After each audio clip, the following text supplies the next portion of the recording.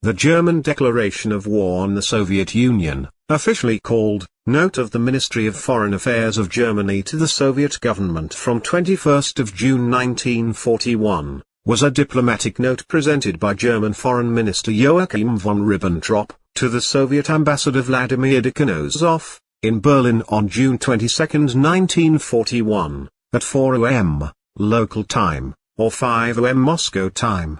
It informed him of their German invasion of the Soviet Union during, and the justification for it.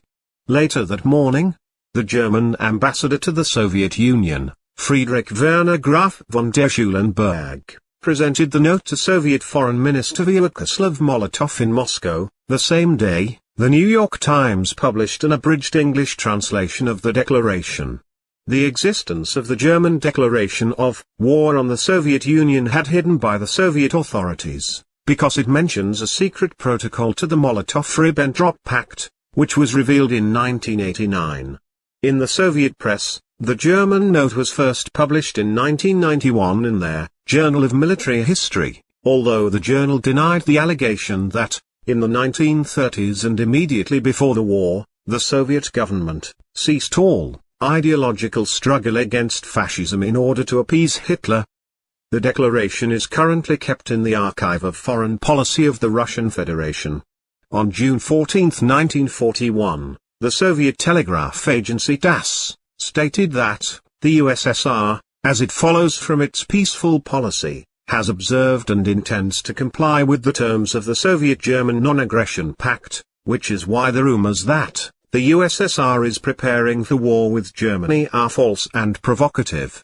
On June 22, 1941, in public radio announcements to the Soviet public, Vyacheslav Molotov and Yuri Levitin both said the invasion occurred, without presenting any claims to the Soviet Union, without declaring war. In the public address, Molotov said Schulenburg notified him of the invasion only at 5:30 am, after it had begun, and called it perfidy unparalleled in the history of civilized nations. During and after World War II, the Soviet Union officially maintained that the German invasion was undeclared and perfidious.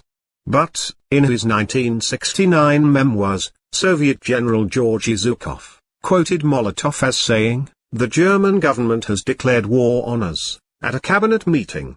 The German declaration begins with presenting multiple casus belli. It asserted that the Communist International embarked on anti-German subversion, sabotage and espionage, contrary to the German-Soviet boundary and friendship treaty which Germany had honored. It further stated that the Soviet Union began to conspire with the United Kingdom against Germany and that there was an offensive build-up of Soviet troops from the Baltic to the Black Sea.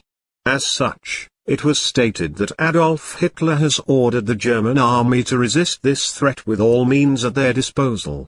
According to Israeli diplomat Joachim Cohen, the declaration included the usual mixture of lies, distortions of facts, accusations and name-calling for which other German declarations had been noted.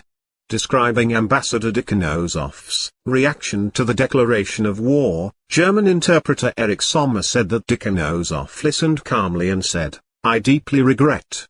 He then said, "I deeply regret that our leaders, Hitler and Stalin, did not meet in person, then the whole history of mankind would have taken a different course."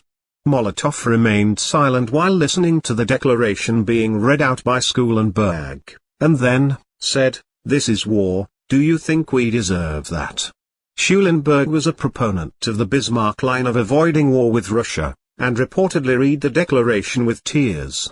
Schulenburg stated he didn't approve of his government's decision. Interestingly, he would later participate in the failed 20th of July plot against Hitler.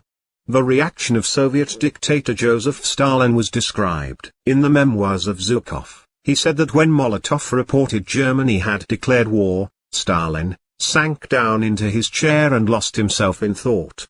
After a protracted pause, Stalin finally allowed the issue of Directive No. 2 on combat readiness at 7:15 am, on June 22. According to Admiral Nikolai Kuznetsov, Soviet troops were already brought to combat readiness around 5 p.m., on June 21.